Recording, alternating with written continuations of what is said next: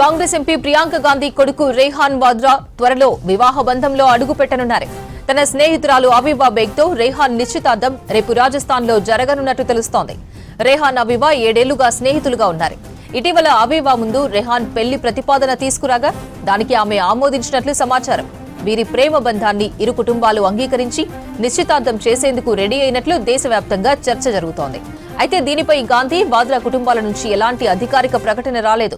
అవివా కుటుంబ సభ్యులు ఢిల్లీకి చెందినవారని, వాద్రా కుటుంబంతో వీరికి సన్నిహిత సంబంధాలున్నాయని సమాచారం.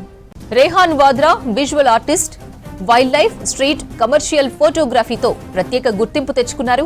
2021లో ఢిల్లీలోని బికరిన్ హౌస్ లో డార్క్ పర్సెప్షన్ పేరుతో తన తొలి ఎగ్జిబిషన్ నిర్వహించారు. అవివా కూడా ఫోటోగ్రాఫర్, ప్రొడ్యూసర్ గా వ్యవహరిస్తున్నారు. ఇదే అంశానికి సంబంధించి మరిన్ని డీటెయిల్స్ మదార్ ఫోన్ లైన్ లో అందిస్తారు. మదార్, ప్రియాంక గాంధీ కుమారుడి ఎంగేజ్మెంట్ కు సంబంధించి డీటెయిల్స్ ఏంటి? ప్రియాంక గాంధీ కొడుకు రేహాన్ వాద్రాకు సంబంధించి ఒక ఇంట్రెస్టింగ్ న్యూస్ అనేది బయటకు వచ్చింది.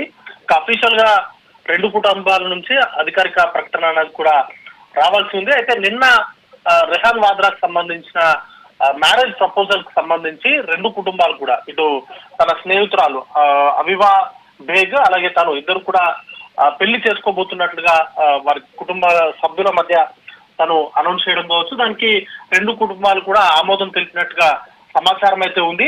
అయితే 2 కుటుంబాల నుంచి, ఇటు వాద్రా ఫ్యామిలీ నుంచి కానీ, గాంధీ కుటుంబం నుంచి కానీ, అలాగే అవివా బేగ్ సంబంధించినటువంటి కుటుంబం నుంచి కానీ అఫీషియల్ గా కన్ఫర్మేషన్ అనేది కూడా రావాల్సి ఉంది. అయితే ఇంటర్నల్ సోర్సెస్ నుంచి అందుతున్న సమాచారం మేరకు రేపు రాజస్థాన్ లో వీరిద్దరికి సంబంధించినటువంటి ఎంగేజ్మెంట్ ను నిర్వహించాలని కూడా 2 కుటుంబాలు ఆమోదం తెలిపినట్టుగా తెలుస్తా ఉంది. రేపు రాజస్థాన్ లోని ఒక ప్రాంతంలో వీరికి సంబంధించినటువంటి ఎంగేజ్మెంట్ అనేది కూడా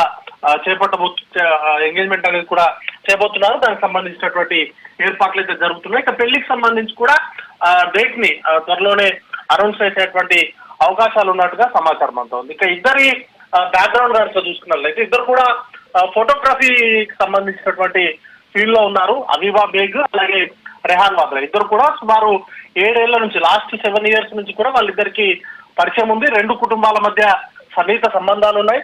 లాస్ట్ 7 years నుంచి కూడా వారిద్దరు కూడా ఫ్రెండ్షిప్ లో ఉన్నారు.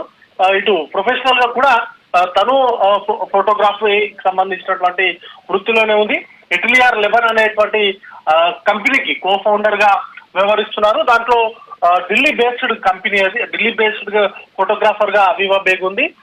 తన ప్రొడక్షన్ కూడా, అంటే ఫిల్మ్ సంబంధించినటువంటి ప్రొడక్షన్ కావచ్చు, అలాగే అడ్వర్టైజ్మెంట్స్ ఇట్లాంటి వాటికి సంబంధించినటువంటి కంపెనీ, వాటికి సంబంధించినటువంటి పనులన్నీ కూడా చేస్తూ ఉంటారు. ఇక రేహాన్ వాద్రా కూడా వైల్డ్ లైఫ్ ఫోటోగ్రఫీకి సంబంధించి తను కూడా ఆల్మోస్ట్ లాస్ట్ 7 years నుంచి కూడా తనున్నాడు.